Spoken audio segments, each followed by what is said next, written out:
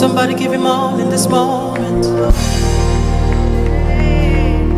Give you all. Healer, provider, sustainer, redeemer, defender, love of my life, I give you all.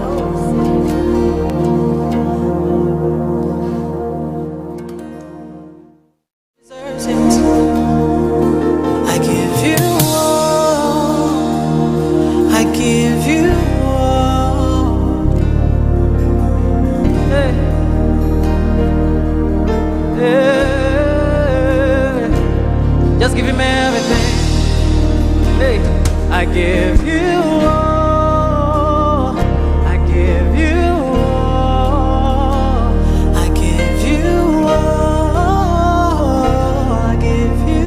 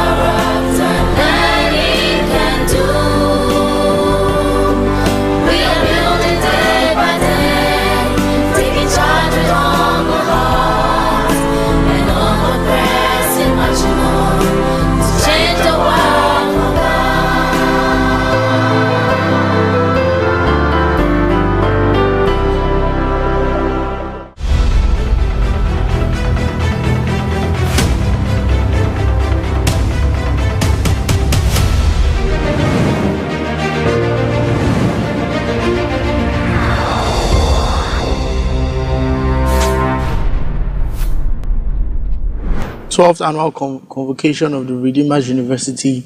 My name is Toby Ani. And my name is Sharon Aruna. Thank you, Sharon, for joining me. I heard that yesterday was such an amazing time. You know, I learned that there was the Thanksgiving service in the morning, and then in the evening, the visitor to the university, Pastor Adeboye, fondly called Daddy Gio, you know, had a meeting with the graduates, and I heard that it was such an amazing time. However, today we will be having the convocation lecture, and that will be delivered by Mrs. Ibukun Awoshika. Mrs. Ibukun Awoshika is the chairman of First Bank Nigeria Limited. Do you remember your convocation lecture?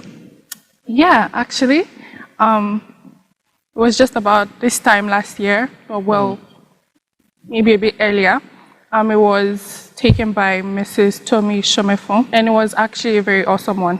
Oh, interesting. It seems like there is a trend of bankers, you know, taking the convocation lecture because Mrs. Tomi Shomefon is the managing director of Unity Bank. Interesting. Today's convocation lecture promises to be inspiring because usually the convocation lecture sets the tone, you know, as a charge to inspire graduates and also to educate the university community at large on current issues that are happening. We believe that we would have an inspiring moment today, but we would go and take some documentaries right now, and we'll be back for some further conversations. Stay tuned.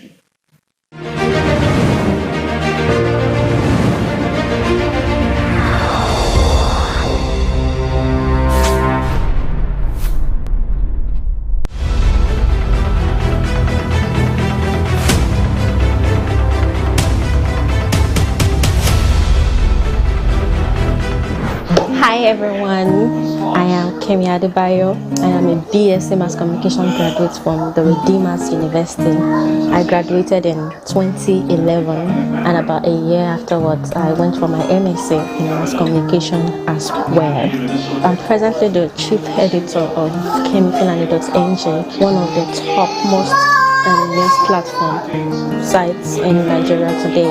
I actually started the platform as a blog, I think about 2013-14 thereabouts, as a blog that focused just on majorly weddings and lifestyle. But to the glory of God and by God's grace, we have now evolved. We are now a full-fledged news site with millions of seeking readers daily. Ron has impacted my life in so many ways, especially when it comes to integrity. And today I can proudly boast that because of Ron, I don't joke with integrity, and it has also helped me in my blogging business. We have now become a trusted site. We are known for being honest. We don't do fake news, and whatever we post on our platform is always the truth.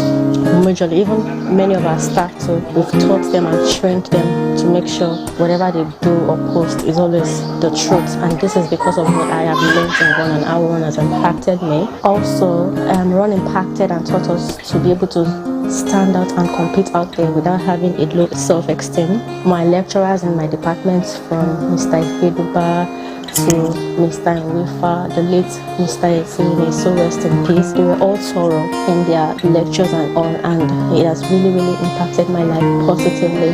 I hope someday soon, by the time I'm blessed enough, I intend giving back a building or two to Redeemer'S University, and so help me God. So students that are in the school presently, there's life outside school. Whatever you think you're seeing it's just the tip of an iceberg. The real life is after school. So I would advise that you try and stay focused now. Make utmost and positive use of the time you have now while still in school, and then more importantly, do not leave God out of your endeavors, because everything is just, don't leave God out of your endeavors. Stay focused, make ultimate positive use of your time.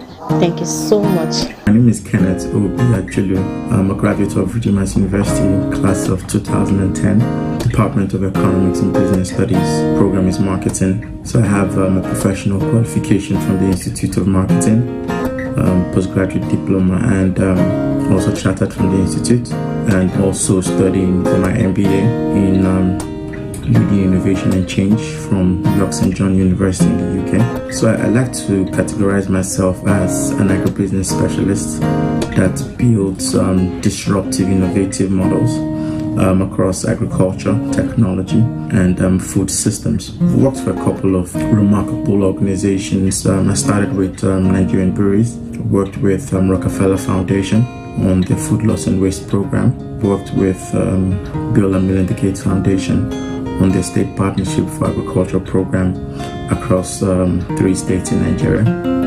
Also worked with the World Bank as an agribusiness innovation specialist, responsible for developing the framework for one of their projects, the Federal Ministry of Women Affairs, and was with Farm Crowdy as the managing director, and currently I serve as the chief executive officer for One Capital, based here in the UAE, where I connect African startups and agribusiness specialists and companies, both in the food tech space, agri-tech space, to major businesses and investors in Dubai and generally the Middle East. What do I love about Redeemer's University? I mean, what's there not to love about Redeemer's University? All my great friends that we have together been able to develop some amazing partnerships and relationships, meaningful relationships, both for work and both for, just knocking heads together to see, to live life together. Right. One of the things that I would never really forget about Redeemer's University would be the friendship that we have been able to develop over time. One of the memorable experiences that I've had in Redeemer's University probably would be the Ronsa Carnival. I think when it started sometime in 2008, 2009, was able to bring together various people in various faculties, programs. It was quite that unity, that diversity in the various programs we got to interact with ourselves, we got to meet ourselves outside of our faculty. And I think that was a remarkable program. My personal goals in life is, I personally believe that Africa will be feeding the world by 2050. Right, I believe that the next biggest food tech, agri-tech company in the world would come from Africa. As such, my role is to ensure that Africa is positioned to be able to feed the world by 2050. And that's what One Capital is focused towards, investing in African startups in the food space, in the technology space, anything that can guarantee us to be able to solve this food security challenge for 2050. So that's my personal goal, and those are one of the things that I see and keeps me moving every single day. What words do I have for both the graduating class and also the students in Redeemer's University is the fact that the world is waiting for you. The opportunities abound. We're here to support you in every way that we can. Leverage on the relationships that you have with RONSA, with the Alumni Association, and its relationship officers in Redeemer's University. We're here to support you in all ways that we can, and we pray that everything that you lay your hands on will be fruitful in the mighty name of Jesus. So thank you so much for the privilege of communicating and sharing my thoughts with you. And we look forward to better interactions, both with the graduating class, and also to find opportunities for us to also come back to Redeemer's University and have one-on-one interactions even with the current students of the institution. Thank you so much, and I wish you all the very best in life. My name is Matthew Oyebode. I'm a graduate of computer science. I graduated in the year 2015 as part of the Triumphant class. I currently hold a master's in information technology security, and I'm a member of the International Information Security Consortium. I'm a cybersecurity analyst in a top financial institution in North America, where I coordinate a team who manages the security posture of the organization. Ron impacted my life. My story cannot be complete today without mentioning how much Ron has impacted me. Firstly, it was in Ron that I developed a strong culture of discipline. Discipline in the sense that the ability, to juggle several things together and still be able to come up tops in all those things you're juggling together with one thing not affecting the other. Ron built that in me. Ron made me to see that, oh yes, you can do it, and it requires discipline, and I got that from Redeemer's University. Also an attitude of excellence. Excellence is a culture right from the academic staff to the non-academic staff to the people you see at hostel. There's this culture of excellence and this attitude of excellence that you just imbibe naturally, which I got that from Redeemer's University also. Also a culture of honor. Ron teaches you how to honor everyone, regardless of who they are, regardless of their status, regardless of where they came from or their background, because Ron is like a leveler for everyone, and you honor people, you appreciate your social interaction with people, and also the place of relationships. In Redeemer's University, it's not just your books and your certificate.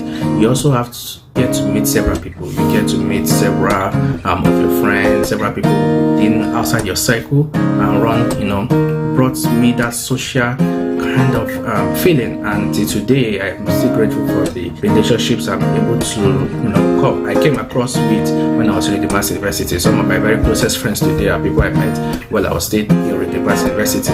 What do I appreciate most in Ron? The combination of both the spiritual and the academic culture. This was so easy for me to appreciate immediately I left Redeemer'S University. Right from my NYSC, I saw the way other students from other university viewed life, their perspective, their worldview, and I sincerely appreciate Ron for imbibing that culture of being able to balance both your spiritual life and your academic life or your social life all together at once. It's something that is very rare, and I'm sincerely grateful to Ron for that. And what do I miss about Ron? It's quite easily to guess from what I appreciate most. So I miss them so much about Ron. That place of fellowship, that social interaction, that gathering, that social environment, and I miss so much. I'm in a place whereby I don't even get to see everybody at every time, but so that even makes me to appreciate that bonding or that family culture that we have over there in Redeemer'S University. My goal and my vision to be one of the foremost cybersecurity consultants in the world. Just recently we saw how several private and public institutions in Nigeria were being affected by cybersecurity attacks. It's such a shame that we've not grown to have such kind of infrastructure, and one of my goals is to be part of that people that will build that infrastructure in Nigeria. I want to keep back to that because all over the world we see there's a very low number of cybersecurity professionals globally, and I want to see a way to bridge that gap, especially from this part of the world, which from Nigeria, and using Ron as a place whereby I can start with. So I want to see a way to have it like a cybersecurity center to encourage people to jump into the cybersecurity industry, not just people limited to the IT world. And I'm already talking, with some of my colleagues who are also graduating in Redeemer'S University, who are also in the cybersecurity industry, to see how can we help to bridge that gap. And if you watch out, is under works, it's in the pipeline, and soon, very soon, something will come out of it soon. My words of encouragement to everyone who is still a student in Redeemer'S University: don't just focus on your academics alone, which is very good. I would advise you, please do that very well, but also learn to value the relationship, build relationships, solid relationships. Relationship is your social capital, when you leave the university. So build your relationship, and you will be so amazed that even what beyond your certificate will do for you. The kind of relationship you build will also take you very far in life. Congratulations to the Redeemer'S University graduating class of 2020. Despite the backdrop of the global pandemic, you have not wavered in your commitment to excellence. You did it. You have made your family proud, and you have made us all proud. I wish you a very big congratulations. My name is Orela Rodari Felix. Just like you, I graduated 9 years ago from the Department of Microbiology, and today I am a practicing physician in the United States of America. Redeemer'S University helped shape me and provided me with the toolkits I needed to succeed today and adapt in a constantly evolving world. There are 4 fundamental lessons I gained while at the Redeemer'S University. I was able to build a sound moral character. Redeemer'S University helped me to commit to hard work and strive for moral excellence. I developed a close and deep relationship with God. I also developed lifelong relationships with classmates that have now turned family. Thank you to this great and extraordinary university, class of 2020. I want to reassure you that you have received a world-class education that emphasizes moral character and spiritual discipline. This will serve you well as you transition to the real world. I miss the days at Redeemer'S University Chapel, where we get to worship God all day long. I relish the memory of serving as a Bible study HOD, as this has helped strengthen my relationship with God. I also miss those days where we studied all day and all night at the library. Now I'm in a profession where I have to be a lifelong learner. And all thanks to Redeemer'S University for helping me build strength, character, and resilience. I want to reassure you, graduating class of 2020, that you will do well anywhere you go, because Redeemer'S University has prepared you. You are ready to change the world. My future goal is to return someday to Nigeria to serve my community and Africa at large. Hopefully, someday, I can collaborate with other Redeemer'S University alumni. I also hope to give back to the university because it has immensely contributed to my success in life. My advice to the current student is to enjoy this time because it's gonna fly by so quickly. Build lifelong relationships. Work really hard because these are the foundational years of your life. Get closer to God, as this will help you go far in life. Class of 2020, very big congratulations to you. You have made it. Take some time to celebrate with friends and family, and always remember that you have the toolkit to change the world for God. Class of 2020, very big congratulations.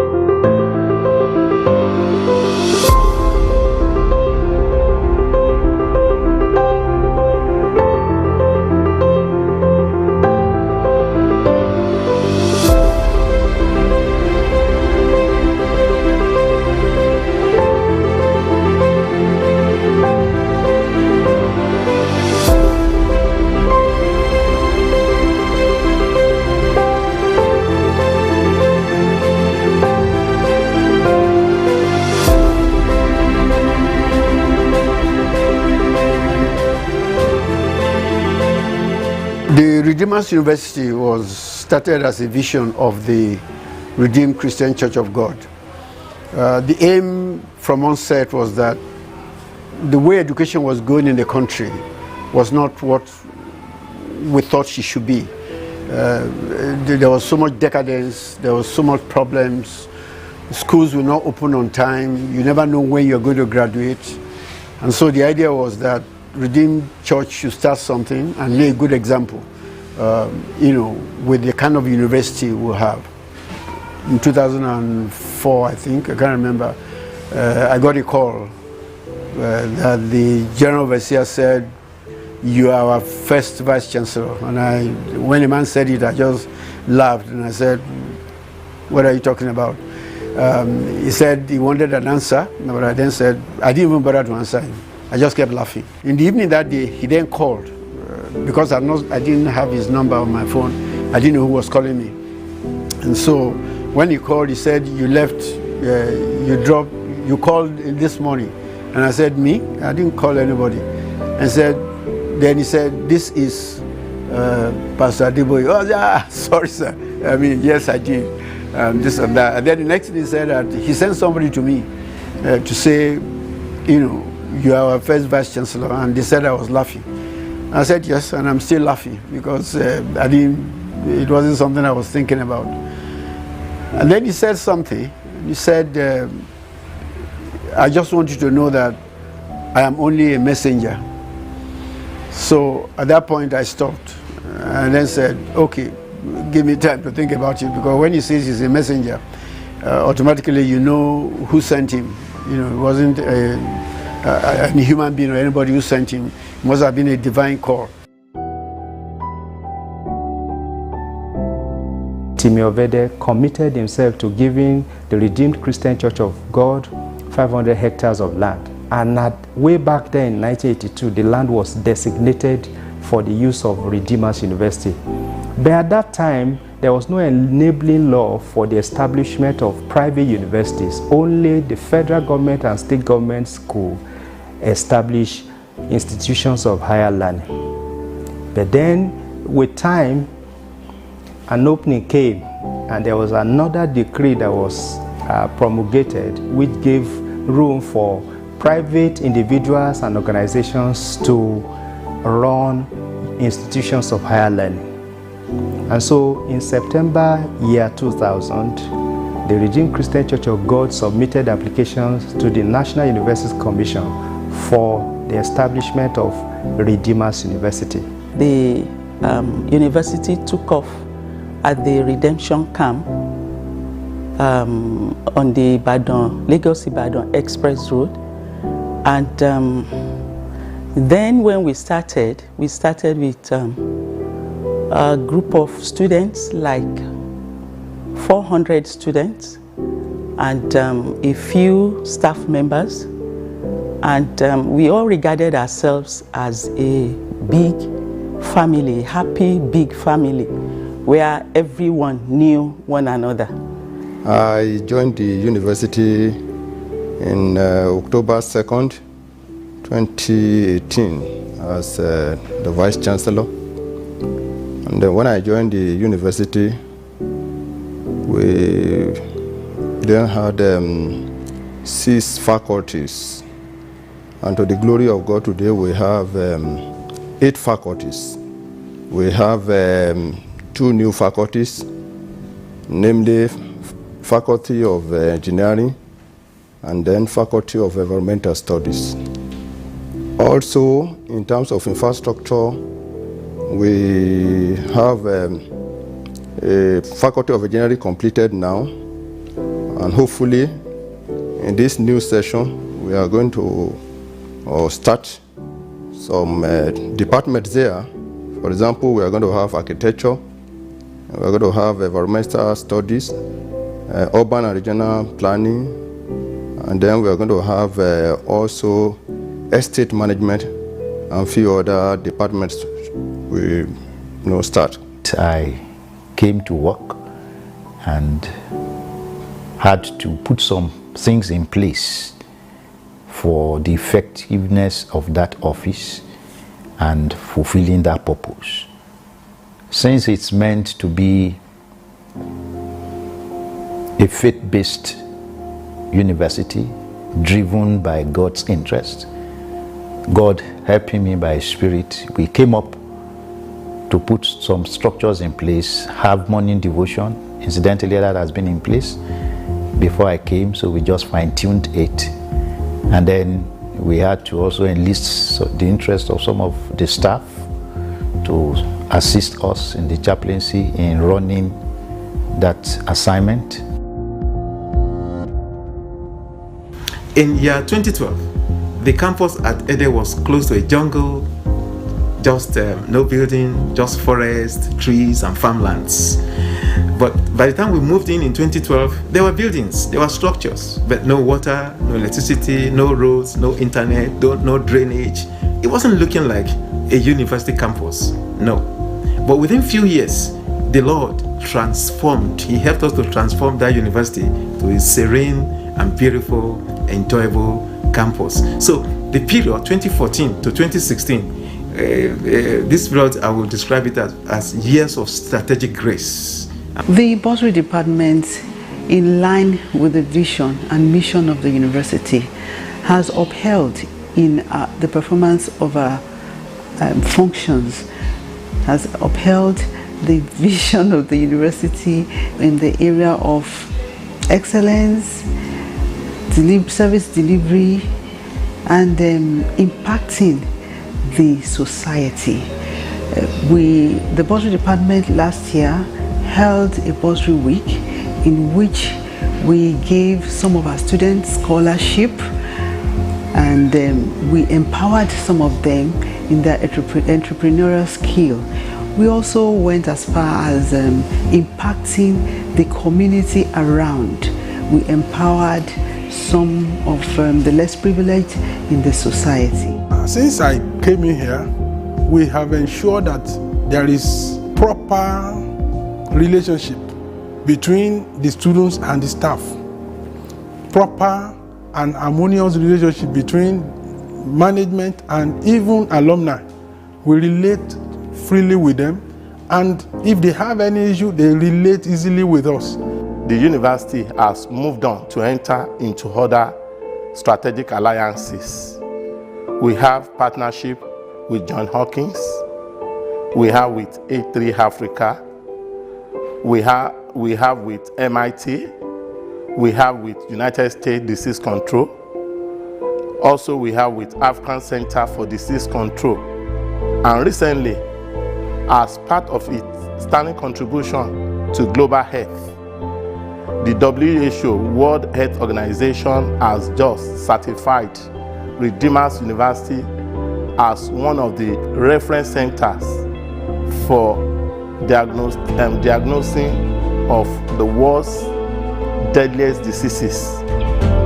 Working in Redeemer's University, I can say, is the best thing that ever happened to me. When I applied to Redeemer's University in 2004, around September 2004, that was when the advert first came out. I applied reluctantly because I was of the opinion that working with a mission institution, you may not be able to express yourself. You may not be able to express yourself as expected. But coming here, I can say I was disappointed. Disappointed in the sense that what I thought would happen is not happening at all in Redeemer's University. I never expected a mission institution, to be so flexible and so accommodating of all kinds of creeds and religion, and even whatever your inclination.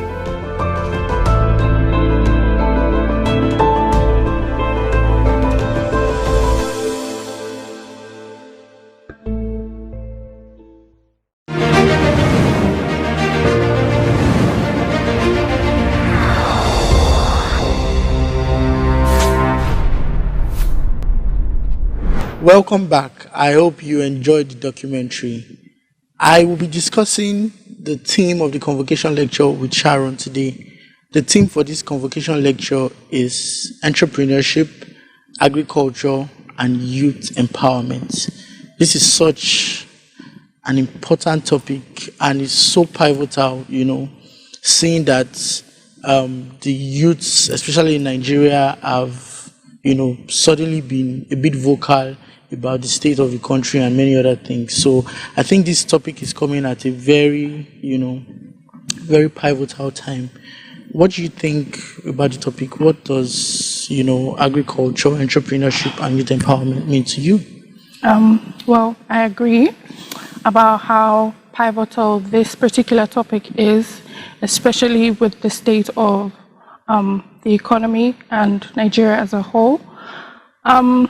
I think entrepreneurship, agriculture, and youth empowerment really go hand in hand, because looking at the state of Nigeria right now, there's really no jobs, there's little or nothing to do, but there's agriculture, there's land, and also entrepreneurship.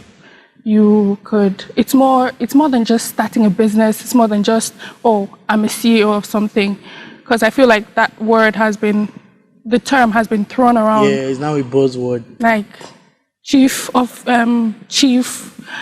errand officer, or what exactly are you? Because you're selling like a couple of slippers. But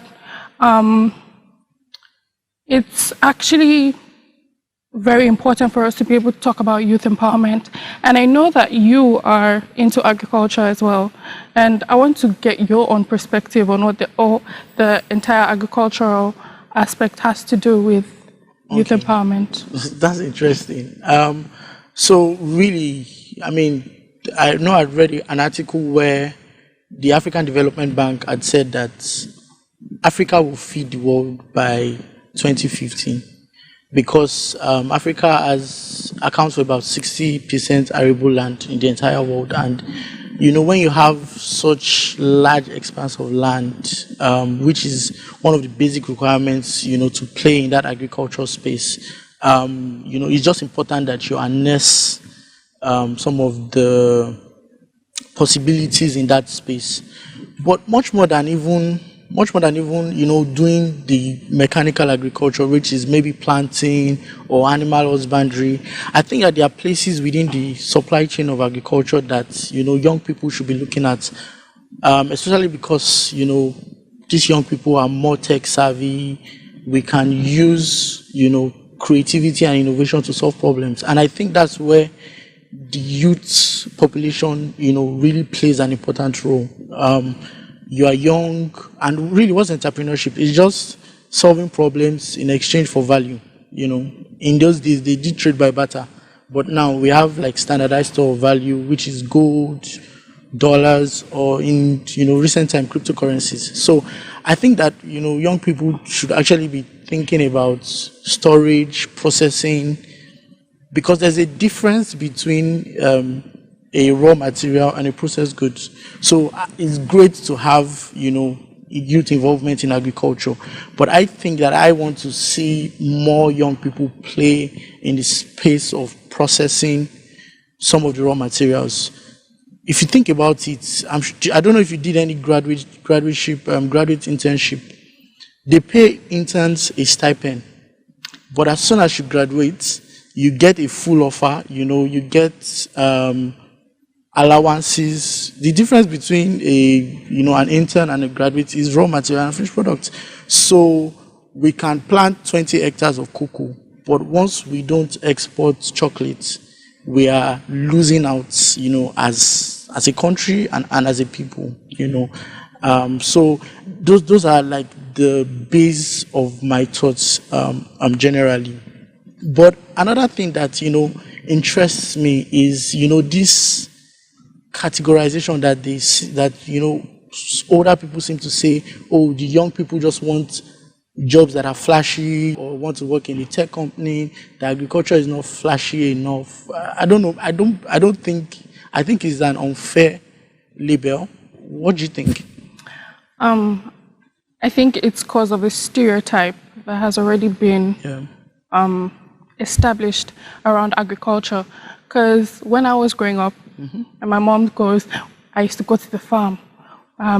Before I go to school in the morning, I'll first go to the farm. Oh, yes, when I come back like from school, I'm thinking, okay, so you want me to become a laborer, or what exactly do you want me to be clawing on my hands and knees? But because of the way technology has evolved, there's different ways that you can actually go into the agricultural sector. Yeah. And it's actually been made easier right now. So you can literally have machines do a whole lot of work. True. Especially if you have large mass of land. And I think agriculture, for me, it's not something I would personally want to venture into, but I would like to invest in it so that I can always receive my returns.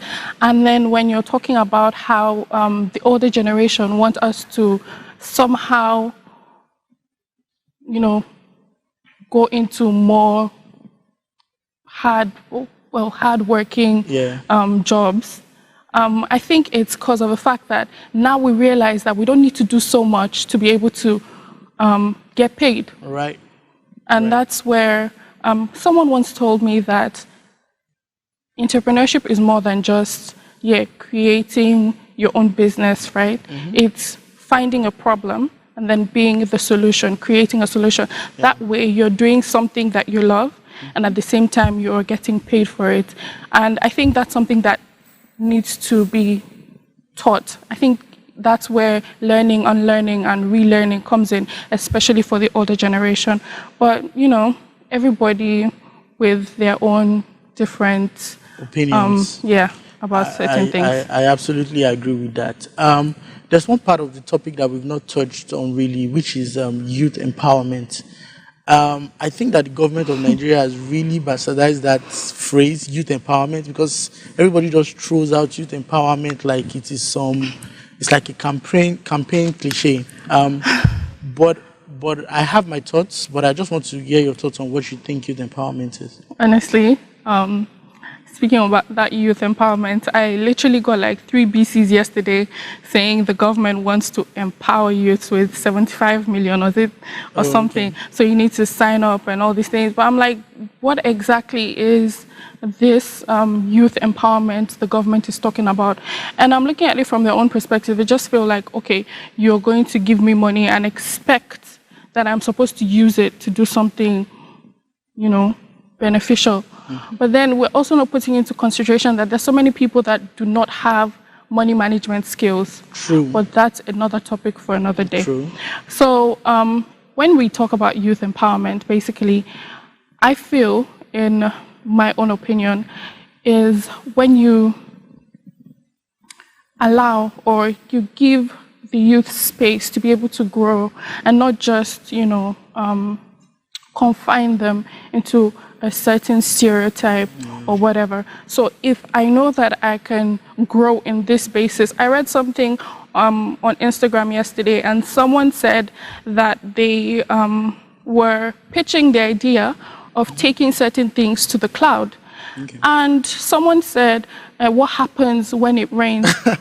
I'm like, okay. So, like, what exactly are we, like, because if we're going to be empowering the youth, also really, like, sit down and restructure, especially when it comes to a country like Nigeria.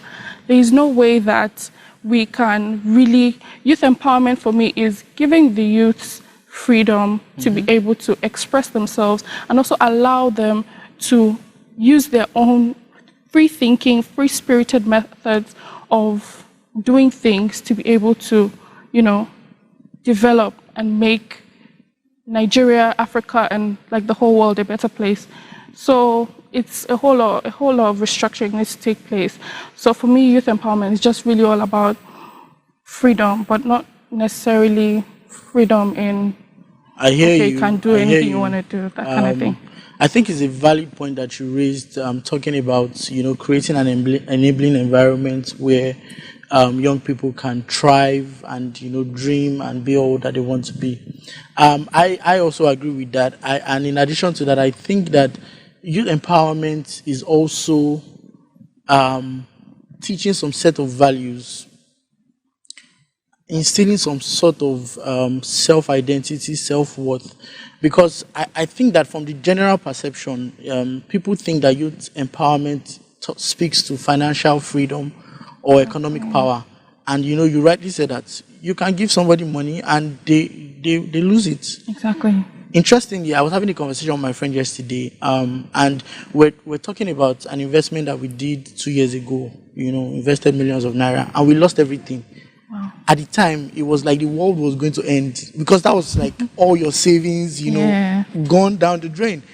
But, thinking about it, I was like, so why didn't we, resort to crime or start doing something illegal?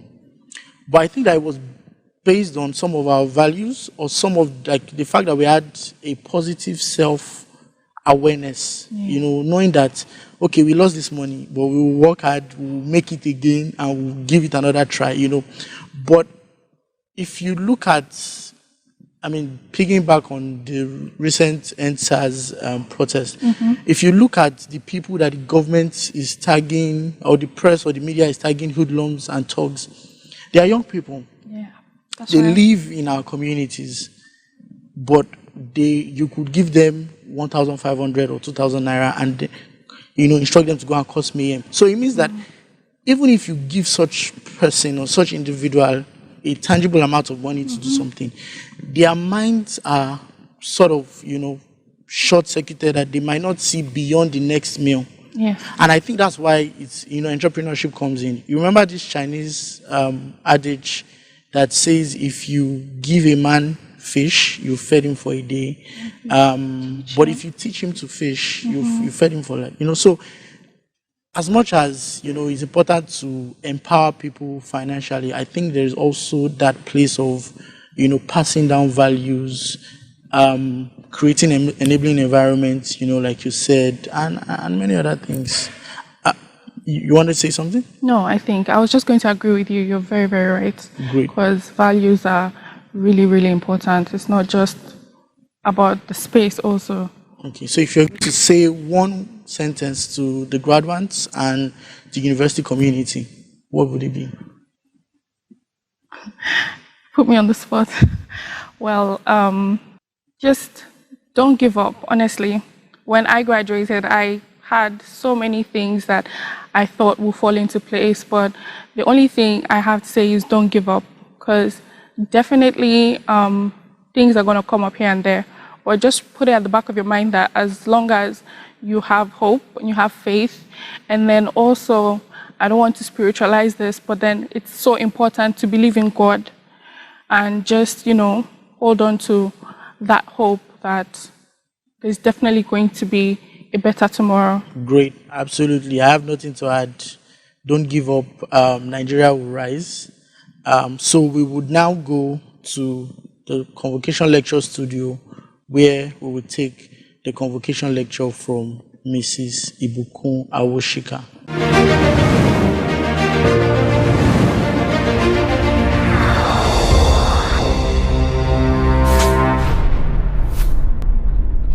Ibukun Awoshika is the chairman First Bank of Nigeria Limited. She is also the founder and CEO of the Chess Center Group. She chairs a number of corporate and non-for-profit boards. Ibukun is a graduate of chemistry from the University of Ife, Nigeria, an alumna of the Chief Executive Program of Lagos Business School, the Global Executive MBA of IESE Business School, and the Global CEO Program of Wharton, IESE, and China European International Business School. Ibukun is a multiple award-winning entrepreneur and the 2020 recipient of the Forbes Women Africa Chairperson Award. Ibukun has established several projects towards raising entrepreneurs to create jobs for the large unemployed youthful population in her dear country, Nigeria. An ordained pastor and founder of the Christian Missionary Fund, Ibukun, through the faith-based organization, works with missionaries spread across Nigeria by providing them with medical and educational supplies. Please welcome Ibukun Awoshika.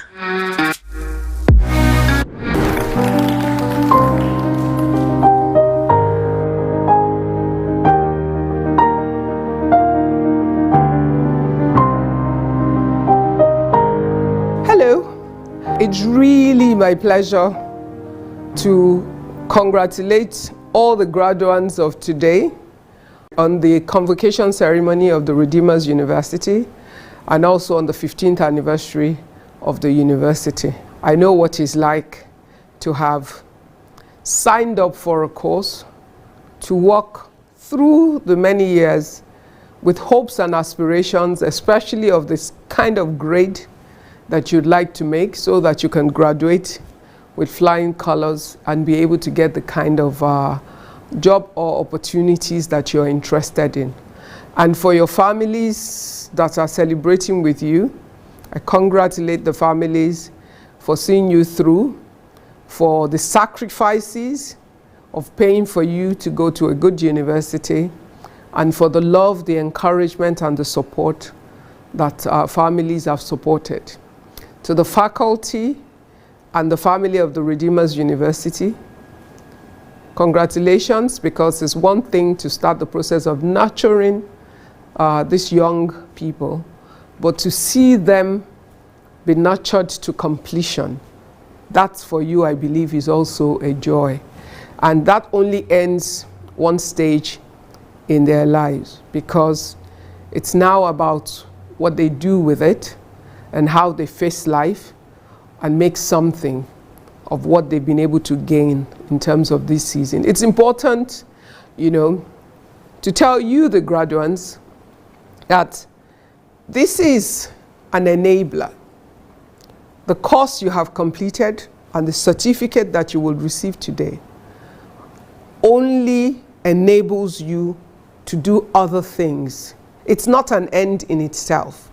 The certificate in itself will amount to nothing except that you apply yourself to use the knowledge that you have learnt in this place, but more than the knowledge, more than the academic knowledge, to use the other types of knowledge, learning to live with other people, learning to interact with other people, learning to engage other people with a positive tone, learning to collaborate, learning various other skills that you would have learned in the course of your years in this university.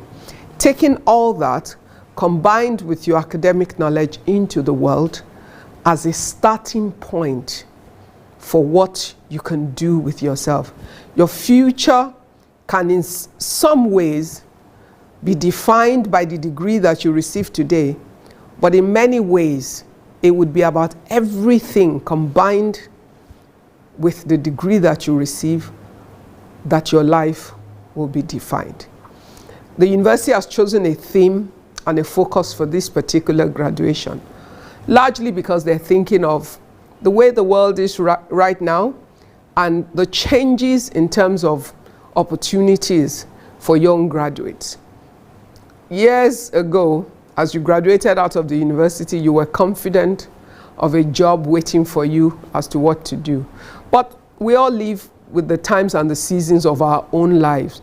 And it doesn't make it any worse simply because your time and your season is different from the time and the season that others have had before you. What is important is that you are equipped to stand up and take up the challenges of your own time and your own season, and that you have the ability to think through how to apply yourself to make something of yourself despite whatever situation is around you right now. Luckily enough, every other graduate from every other university in Nigeria, especially around you, is subject to the same scenarios that you are subject to, and haven't gone to a private university, you have probably had a very consistent future-focused education, which in itself would empower you and make you a lot more competitive than maybe some of your peers that have gone to universities that might not have had the resources or the organization to give you the tools that are more future-looking. Now, the theme for today, as chosen by the university, is focused on agriculture, entrepreneurship, and youth empowerment. For me, if I unbundle the topic, I would take entrepreneurship as the anchor, because agriculture is only one area of the economy where an entrepreneur can play. And when you talk in terms of empowering young people, you can empower young people in diverse fields based on their own interest and the opportunities that they have the capacity to take advantage of. And what entrepreneurship offers you is the opportunity for self-expression and self-actualization in diverse fields in a way that you are creating solutions for the problems that you see. Now, the difference is it's not your hobby. It's expressing yourself in a way that it is economically viable. That's what entrepreneurship offers you.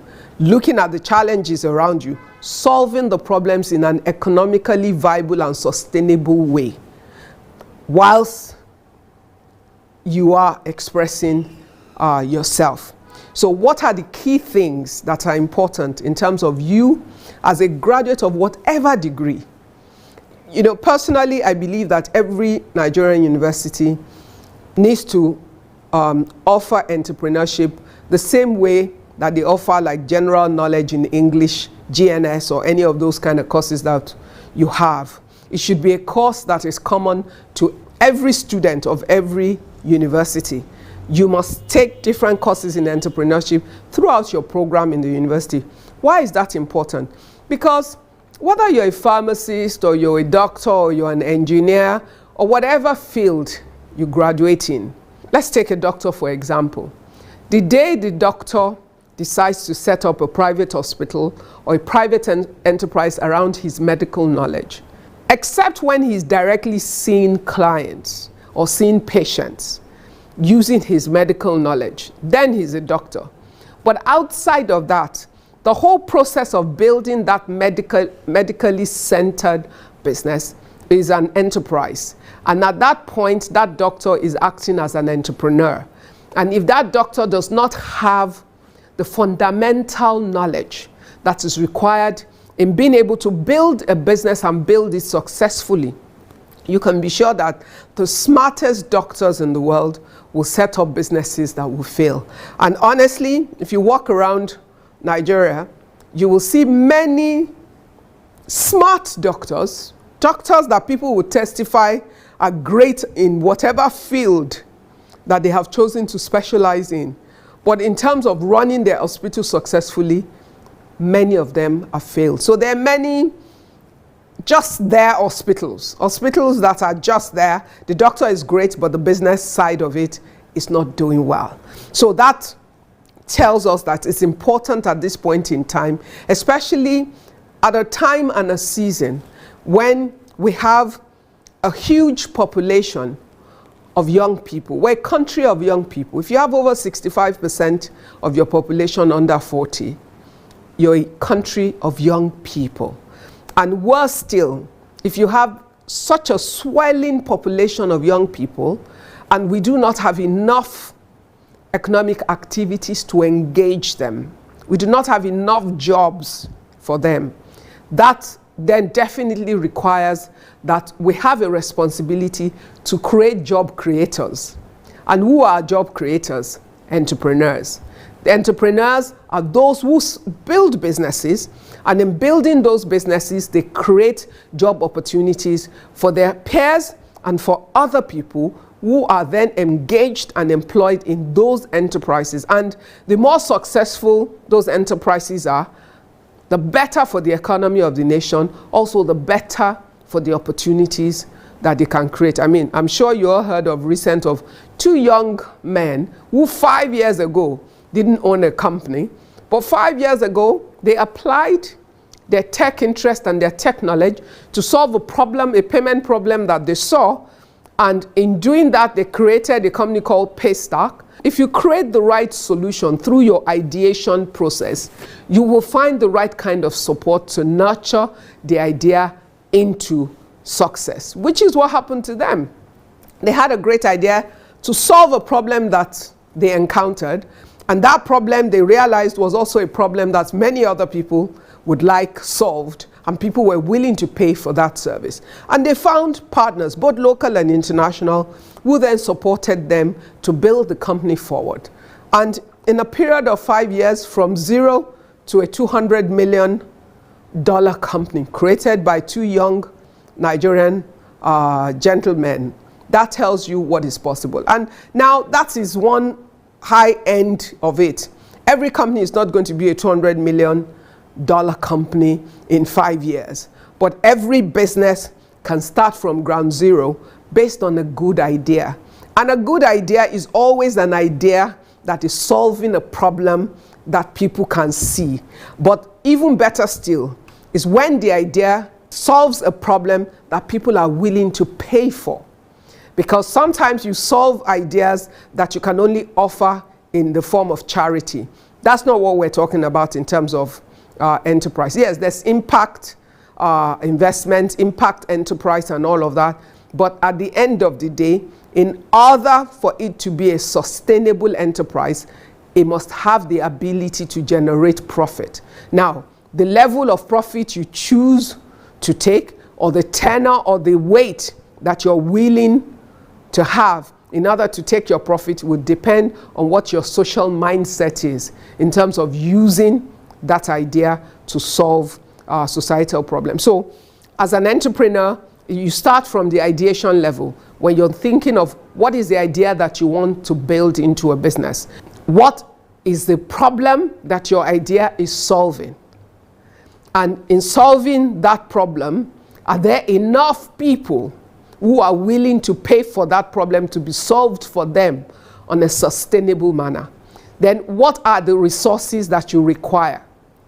You would normally have to do like a SWOT test, you know, a test of your idea, test the strengths of the idea, test the weaknesses of the idea, test the opportunities that the idea present, test the threats to that idea. Now, the weaknesses and the threats are not a problem.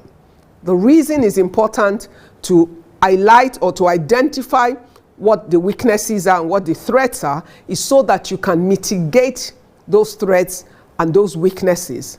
And by going through that process, you're able to determine if the idea is only good enough for you to execute amongst your friends, and therefore is something you do, is not a business because it's not viable on the long term, or it's not viable in the form that you're willing to do it, or is not viable in the location where you exist, and you need a different kind of environment, a different kind of location, a different kind of resource base for you to be able to execute it. And sometimes the ideas are ahead of their time, which means you have a great idea, but the market isn't ready for it. You must also be able to guess, to check that and determine that the idea you have now, it's in its time and its season in order for you to be able to move forward with it. And one of the first things you should do when you identify the idea that you are passionate about and you're willing to run with is you must have a proof of concept. How do you have a proof of concept? Which means you must try out that idea, execute it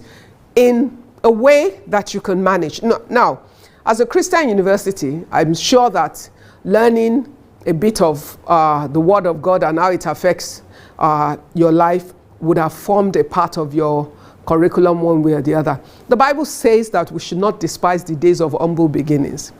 That's a critical key factor in business, especially when you need to have your proof of concept. Why is that important? Because, you know, one wise thing for you to do when you have a great idea is you must write a business plan.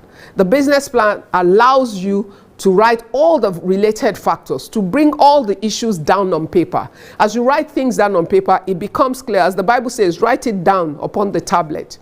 You know, as you write it down upon the tablet, it becomes clearer. And even if the time and the season has not come, its time and the season will come.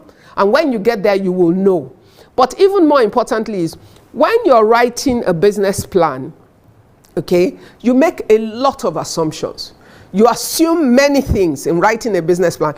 Every business always looks right and looks successful on paper. Every business plan tells you that a business is going to make money one way or the other because it's about a lot of assumptions. Now, when you apply the humble beginning rule and you do a proof of concept by having a small version of what you're trying to do, as you execute that, the assumptions that are wrong will become clear and you would see the changes that you need to make. And if the errors are quite fundamental to the business, the cost of change will be much lower because the scale of execution is much smaller. But if you run with an idea just because you have resources, your parents have money, your uncle has money, there's grants available, and you take it and you just set up this big thing based on all of your assumptions, if for any reason there's a fundamental error in your assumption, you will not succeed with it and you will be discouraged. Now, doesn't mean the idea is bad. It just means there's some things that you got wrong in your interpretation of the idea that you have. But if you tried it small and you're able to correct it at a lower cost, then you're more encouraged to make the necessary amendment and move forward with the business rather than to incur a large cost, assuming you've bought all this big machinery and all of that, and meanwhile the machinery is set to produce something in a format that you found out in your execution is not the actual format in which the customer wants it. So all of these factors are important, which is why in trying to build a business in whatever field, whether it's agriculture, whether it's manufacturing, whether it's in services, whatever kind of field you want to build yourself in as an entrepreneur, you must be focused, you must be diligent, and you must patiently build in stages. If you build stage one and you make amendments, you can grow to another stage and adjust your factors of production and your factors of services within that new stage, make the necessary corrections, and growing in stages, I believe, is a better. As an entrepreneur of almost 32 years, I have seen the value of growing in stages rather than just jumping, because at every stage of growth, there are new challenges.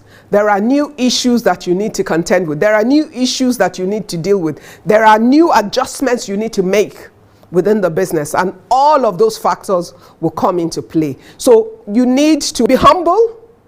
You need to be patient. You need to do your homework. You need to apply yourself to all the information that is necessary. You know, the Bible says, having done all, stand. Whatever idea you have, no matter how excited you are about it, make sure you do your homework well. Get all the information that you need so that you can avoid blind spots. In many other cases as well, tutelage is a good thing.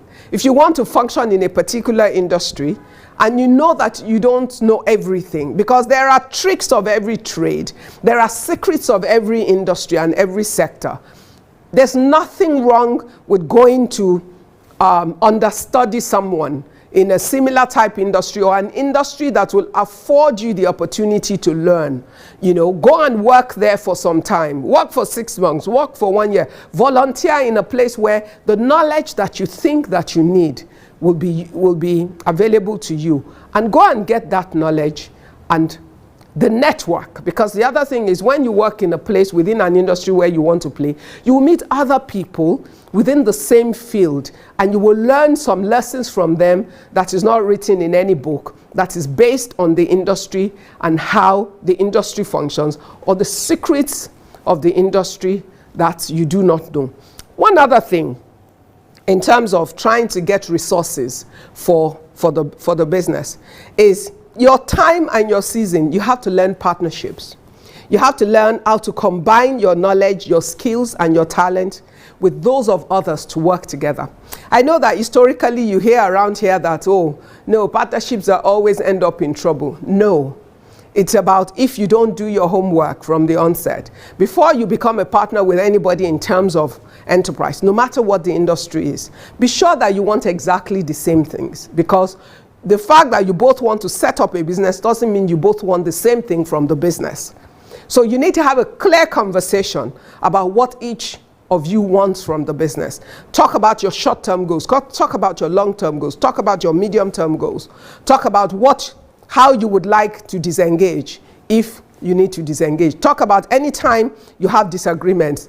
Who are those that will be your arbitrators? Who are the people that you will go to talk to? If you're both Christians and you want to pay tithe from your business, where are you going to pay it into? My church, your church? You know, there are many things that if you take the time, what I always say to people is, take a notepad each. Let each person write down what they want out of the business. And then both of you sit down and with a clean sheet of paper by your side, discuss each point in each person's note. Discuss it until you reach an agreement. When you've reached an agreement together, write it down. That becomes first term of reference in your agreement. And you continue that conversation until you have all your points that you both agree on, or that you all agree with, and you can use that to set up your partnership agreement or your partnership contract or whatever. And the fact that you're both partners does not mean you will not have leadership within the business. You can both not be MDs of the company, you know, and it doesn't matter if one is MD, one is executive director. It doesn't make you less. If you both own 50% of the business, if you do, then it's about who has the right nature. The more market-facing person, the person who has the better sales skills, the person who has the better skills to engage with people, the person who likes to be around customers and has better skills to develop business. That's more the person that would be in like the managing director or the CEO role. And the other person who is probably more technical, able to manage production or more technical things, is probably going to be director of production, executive director, this or that. Identify the roles by the value you can bring to the table, but it doesn't change the fact that you could be equal shareholders, and you might not be equal shareholders because you haven't brought the same cash into the business in whatever form. So there are many considerations that you should have, and find the right kind of counselors and those that will guide your interactions with each other in a way that you can have a successful partnership. Speaking specifically to agriculture, it's important to realize that agriculture is not necessarily farming. It's an industry, and it has a value chain. And there are multiple areas of engagement within the agricultural value chain that you as a young graduate can play in. The first thing to do is to seek complete understanding of what are the value chain opportunities that are available within agriculture. Farming is one side of it, but there are multiple stages of the process between the farm to the market. And there are multiple sectors and industries within the agro-allied entire industry that you can engage with. And every part of it does not involve the tilling of the land in various ways. So if you are a young Nigerian with interest in agriculture, it's important that you do your homework. It's important that you investigate. It's important that you find out where the opportunity. You know, now we have emergence of stores like all the Spars, all the ShopRites, and all of those multi-serve kind of stores will require different kind of engagement with providers who are able to provide value in different ways. Within our lifestyle are different opportunities for people to engage in the process of agriculture in a different way that they're able to deliver value to the market. A lot of you like chicken and chips. Okay. The chips part of it is what? Potatoes. All right. Does everybody want to buy the potato and peel it off and have to cut it and all of that? Especially think of the working woman who goes to work, works in Lagos, goes to work from 5 a.m. in the morning. She leaves home in order to get to work on time because of traffic, gets back home late because of traffic, wants to quickly be able to make food and all of that. What are those things between what she wants from the market or what she wants from the farm and the form in which she wants it that will create value and time savings for her in order to run her home? Where can you have an intervention where you can create additional value? What other part of farming are you able to get involved in? I don't want to suggest anything to you. I just know that if you are someone who is, because you should never get involved in any industry that you have no passion or interest in. But if you're someone who has passion and interest for agriculture, then get up and find out what is going on within the industry. There's a lot of activity within the agri value chain in Nigeria right now, and there are loads of opportunities where a lot of young people are engaging, and you will be shocked at what your end value is that you can take from these different parts of the value chain. But as you explore agriculture, it's the same way that you should explore every other industry. Within the fashion value chain, where can you intervene? Where can you create value? Where are the segments that you can specialize in that can serve multiple people within those industries? What are the service ends of agriculture, the service ends of fashion, the service ends of the entertainment industry? You know, you've probably heard about me being involved in the movie Citation of recent. And before then, I had been involved as executive producer with God Calling, the movie God Calling.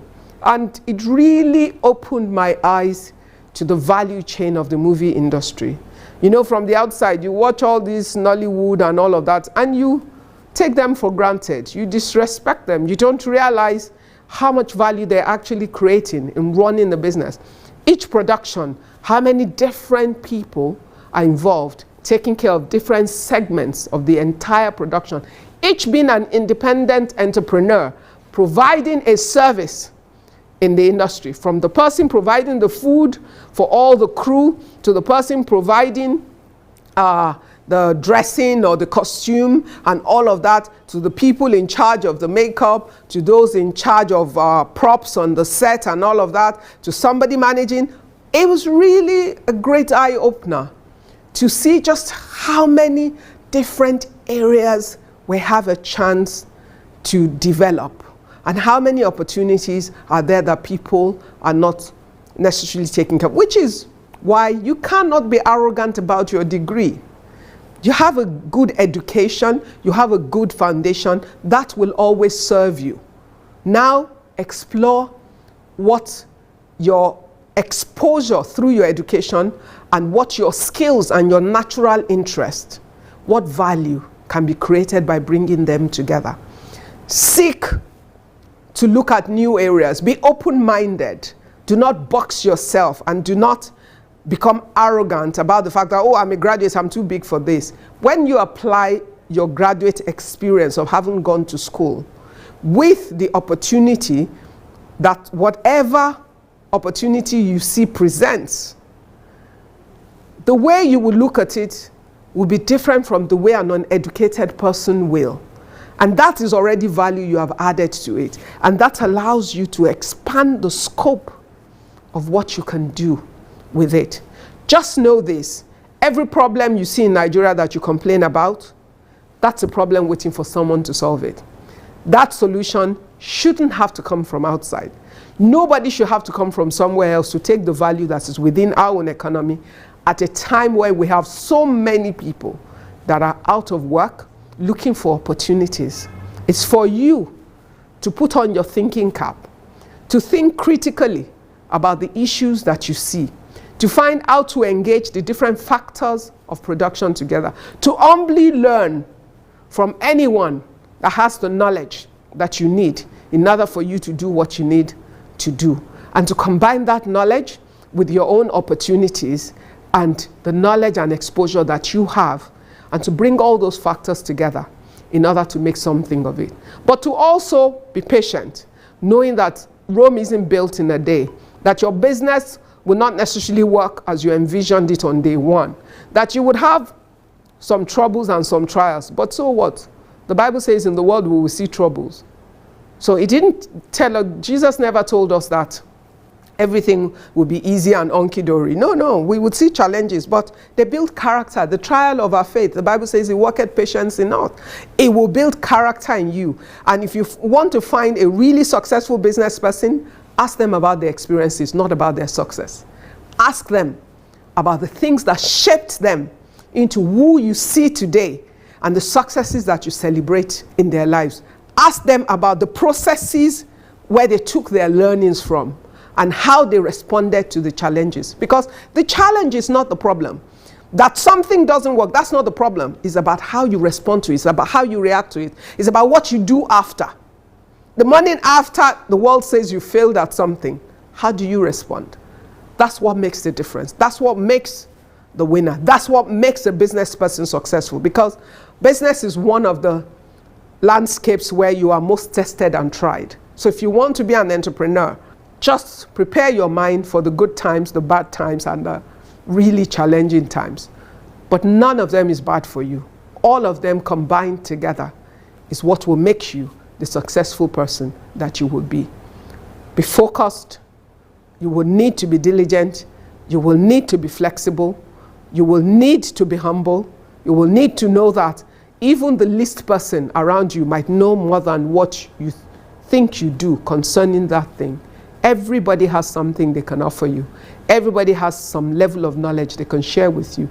So be open-minded and be humble. And at the end of the day, you'll be surprised at what you can do. One other thing. Whilst you are trying to think of how best to apply your idea and how best to build it, start wherever you find yourself. Take whatever kind of opportunity to start. Start the process of learning. Start the process of engaging. And as you move in stages, you'll get there. Don't let anybody tell you something is too small for you, or something is beneath you, or something is not good enough for somebody of your status. Look, when you get to where you're going, those that laughed at you at the beginning will have to beg to laugh with you at the end. I wish all of you well. I wish you a successful life. You have a great future ahead of you. Nigeria can seem overwhelming many times, but know this: there are many people that have succeeded within this country despite the challenges that it presents. And without those challenges, there will be no opportunities for you and I. Things might not be working perfectly now, but you and I have the responsibility to invest in making things work better. So take on your civic responsibility, engage with the nation in your best, put your best foot forward in engaging with the nation. Protect it, because if it works for you. If Nigeria works, it works in your interest. Sometimes you'll be disappointed, but just know that every time you feel that, it just tells you there's more work to be done, and you're up to the task. May the Lord give each and every one of you the grace, the wisdom, and the understanding to excel in whatever it is that you have been called to, and that whatever it is that you desire and that you aspire to, that time and season will shape it right for you. That at the end of your days, you will finish well, more than anything else. And the journeys might not always work out as you think it should, but understand that life is an adventure. You live in stages. Enjoy each season of your life and celebrate your friends and the other people that you meet along the way. They might seem to be moving faster than you. Everybody has their time and their season. Your time is different from theirs. So wait for your own time, but keep applying yourself and doing your best at every season and every stage, and celebrate with those who are succeeding in their own time, so they will celebrate you too when you get to your own time. Treat people like they're important because they are. Don't undermine the people around you. Don't look down on anybody. Do the best you can to reach out and to lend a helping hand to other people. You never know where they would be along the path of your life, and they will be waiting for you to pay you back whichever way you have manifested yourself to them at the right time. Thank you very much for inviting me to be part of your celebrations and of your graduation. I wish all the graduates well. I wish you a glorious and a successful life, and for every minute and every moment in your future, may you find God right there with you, leading you, telling you which way to go, whether to the left or to the right, that you may walk in it. I pray for your parents that every investment they have made in you will bring them joy, that their investment in you will not become a source of sorrow, that as children who fear God, you will honor them, you will respect them, and you will bring them reward for their investment in you. And God bless Redeemer's University in itself, that it will continue to move from glory to glory to glory, and that many more children shall be nurtured and trained through your walls, and they will all go into the world and make a difference and change the landscape of the world. Thank you very much. God bless you.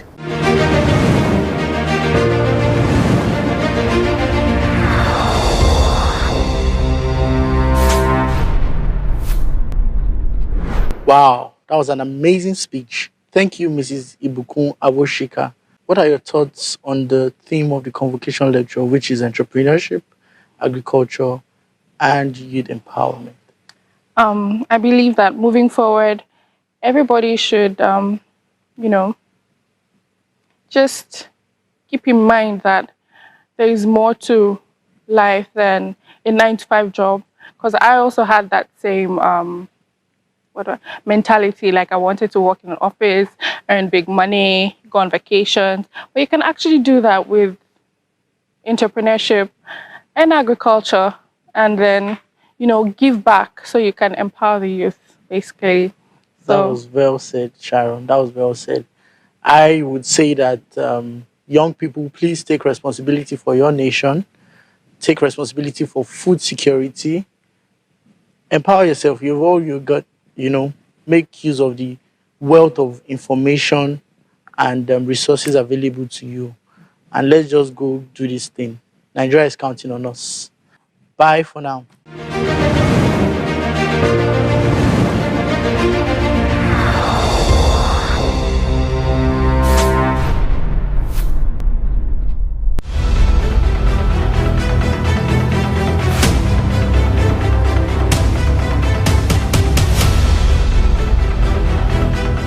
Good day, everyone. You're welcome to the day 2 of the Redeemer'S University's convocation. And this segment is called Styles and Colors of Run. We'll be talking about life in general in the Redeemer'S University, from food to transportation to basic amenities, sports, just general life in Redeemer'S University. My name is Gloria Delga. I'm an alumna of Redeemer'S University, and with me here I have current students of Redeemer'S University. Please introduce yourself. My name is Abundance. I'm a theatre student. Nice to meet you. My name is Adeboye Oluwapelumi, Mass Communication. Nice to meet you. And my name is Silas Godfrey. I'm also a theatre student. Nice to meet you, Silas. So let's talk about food in Redeemer'S University. What's the food like in Redeemer'S University? In my time, it was pretty okay. We ate a lot of jollof rice. Is it still like that? Rice. Rice is always there. Rice is always there. Yes. I think that's also normal in Nigeria. There will always be rice. Not just one rice. We have 1K rice. 1K rice. Arabian rice. Arabian rice. Yeah, man. And fried rice, white rice. That's nice. So on a scale of 1 to 10, what would you rate the food in Redeemer'S University? 7. 7. Yeah, man. I would say 6. 6? Why? To me, I would say 6 because I actually don't enjoy the rice every day. It's as if the taste differs. When you go to this cafeteria on Monday, you will taste a different rice. Go to the same cafeteria on Tuesday, you will taste a different rice. So you just be like, what's happening? We have different restaurants. It depends on the one you want to go to. Sometimes, Mana Palace is closer to the classes and the hostels. So when you don't have the strength to like trek to Mimi's or National Kitchen, you just want to like stop by at Mana Palace. And there was one National Kitchen. They make very homely meal. Yeah, one thing about National Kitchen, like some of us when we get to school, we miss that taste of home food. So National Kitchen, they bring it to us, that home taste. Yeah, but resting on his own point, I feel National Kitchen, they serve quality, nice food, and it's much. That's why people mostly, or students mostly rush there to get their food. So you pay little or more?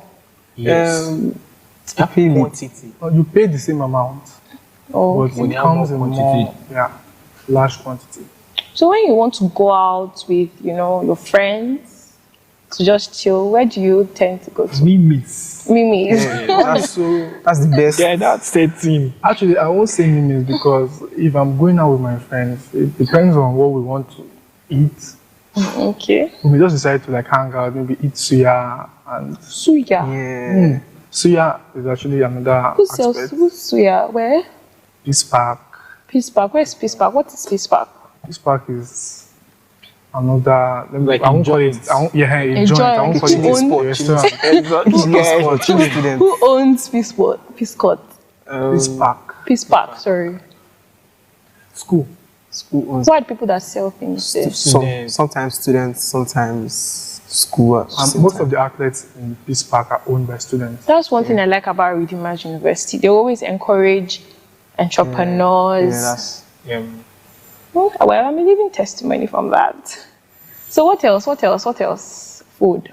Shawarma. Chicken and chips. I remember I used to treat myself to chicken and chips on Sundays. Yeah. You actually look at the chicken and chips type. Really? Yeah. Well, thank you very much. So let's move to transportation. Yeah. So when I got to Ede in 2014, it was a big deal. There were fewer buses, shuttles. You have to walk all the way from girls' hostel to school. It was bad. You can't wear white shoes or light-colored shoes. But towards my 200 level, 300 level, things got better. I remember one time Daddy Joe came, had to console us and encourage us that Redeemer'S University would be better.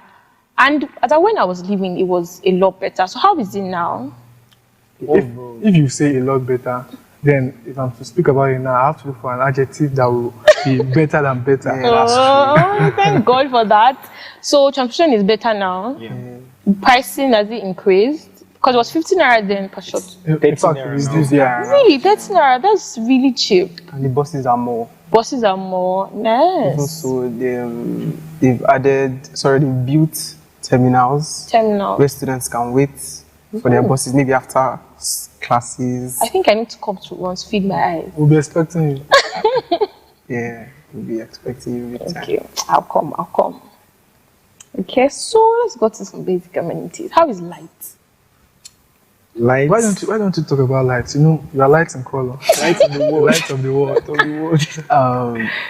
For lights, I'll say Redeemer'S University is really trying their possible best to give their students the best they can. Like, I know once there's lights in school, there's lights in the hostel. Once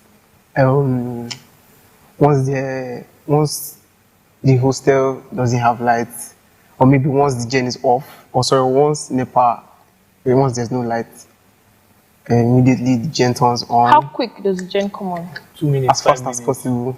ASAP. Redeemer'S University is the best place to be. You can say that again. So there's always light. I think they deserve to be bossa. Or should we save it for later? Let's save it for them later. So I know one thing I love about my school is the Wi-Fi.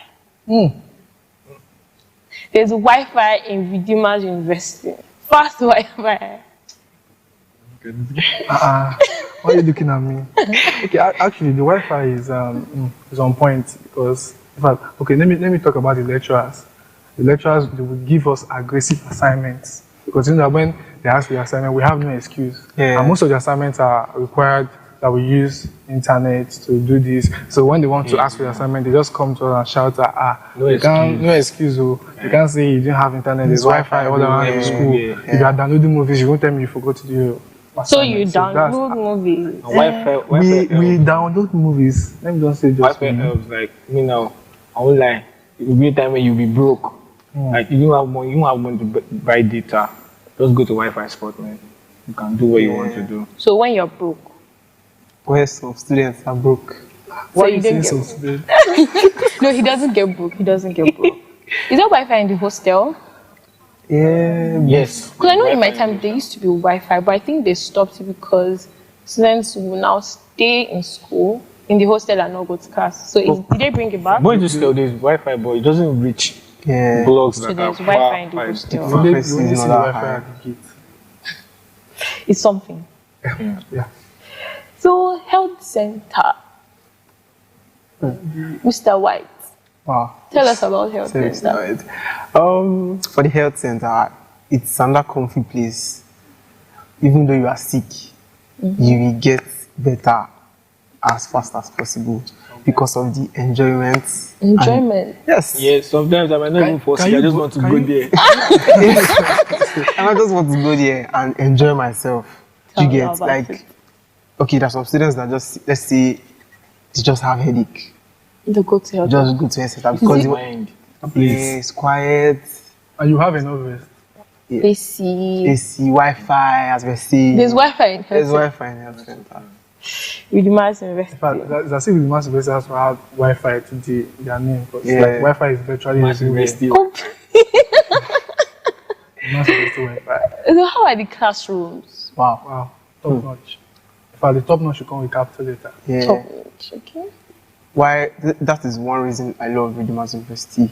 They give good comfortability for their students. Yeah. The classrooms is well equipped. TV, Samsung televisions, the chairs, comfortable. And I remember we used the TV for presentations. You can just swipe. Yes, we still use it for that. It comes with an attitude. Next. That's true. I remember MLT. Yeah. One thing again about the benches, like is it bench or like the chairs? Okay. One thing about Redeemer'S University, once they see that like maybe there's fault or it start getting it is they remove everything and bring out. So they're very good with maintenance. Yes. Bring new ones. Oh, that's nice. So what else about the classrooms? How is the ventilation? Wow. Windows everywhere. The Fans are working. The fans, they go. Hope you don't sleep off. Silas. Not me, actually. There's even Wi-Fi in class. There's Wi-Fi in class. Wi-Fi in class. All classes. We get to Wi-Fi. chip in that during the. That's so nice. That's so There's nice. virtually Wi-Fi everywhere. Wi-Fi everywhere. As you're coming to Redeemer'S University, Everywhere Wi-Fi you will go. come. I have a friend that usually say when she does not have data, and she does go to school, she does a tin Wi-Fi. Wait, I just remembered something. We didn't talk about Redeemer'S University donuts. and their bread. I can see you are really missing Redeemer's University. Tell us, okay, tell us the truth. I am actually. I miss Redeemer's University. I miss my school. I miss the whole ambience. I miss going to class. I miss rushing to shuttle. I miss eating hot donuts and hot Manuel Palace bread. Rushing out on Sunday. Sunday meals. Wow. The Sunday specials. Sunday specials. That's the word. Salad, chicken. Come to Redeemer's University. Yes. So I heard there's a radio station in Redeemer's University. Please tell me about it. I feel you're a mass comm student, so Yeah, the best person help to us answer with this this. question. The radio station in Redeemer's University is like the coverage, the whole Osun State. The whole of Osun State. Yeah. Wow. And majorly run by students. Yeah. And the studio, like now, students can, I don't know how to put it, like they can tune in to what is going on in the specific program that everybody likes, like maybe gist, so we can just hear. And that would be a good way to encourage OAPs, people that are going to broadcast. And I feel it is also another way of passing information to students easier. You get, because normally if you want to like pass messages to students, sometimes we use WhatsApp stories, IG stories, Twitter stories. But now I feel since the radio station has been standby, it's also like. And it also helps to keep us up to date. Yeah, that's true. That's really nice. So what else? Like, as a student of Redeemer's University, what would you say you love the most? Mr. White, let's start from you. I love Redeemer's University, to be very honest. I love the fact that they give their students the best comfortability they can at their dispense. For example, take a look at the hostels. Well equipped. You have your bunks to yourself. You have your reading table to yourself, 2 in a room. As for me, I don't know about them. I feel Redeemer's University has like one of the best. Which one is that for you? As for us, As for us, I usually argue with my friends from other schools that Redeemer's University has the best accommodation in Nigeria. That's true. Other schools you can see like because they're just 2 in a room, 6 in a room, to your toilet and your bathroom. You have your space, the privacy. It's so nice. But I miss you. And then you remember when you brought the bunks, your bed is up, your wardrobe. No stress. Just chilling. So Kalu, what's the best thing for you? I have 2 things actually. Even though Redeemer's University in the whole sports. Tell us about sports. What's sports like in Redeemer's University? Sports is very, very. I'm actually a sport person, so I really love sports. And as I am now, sport has given me an advantage. It gives people advantage. How? Like now, there's this competition we go for, Nigerian Private University Games Association, where we go to compete with other private universities in Nigeria. So like others, I don't know if other schools do it, but our own school, once you win a medal for the school, you win a gold medal, you get 100% scholarship. Yes, I remember. You win silver, you get 70%. You win bronze, you get 50%. Wow, that's a lot. So it helps. It really helped me in 100 level. I didn't pay in 200 level at all. Wow. I got the 300. Yeah. You didn't pay anything? I didn't pay. That's really nice. Another thing again is the pastor's discount. Yeah. The discount from children that their So they give parents are scholarships pastors, they give them to pastors' children. Members, full-time pastors, part-time pastors, they give them scholarships. Yeah. That's really nice. For me, one thing I love the most about Redeemer's University is how much they encourage the entrepreneurship spirit in their students. I run a business now, and I learned in school. You know that course we do in 200 level? Yeah, The entrepreneurship course. So I did leather works, and since then, I started making shoes in school. Wow.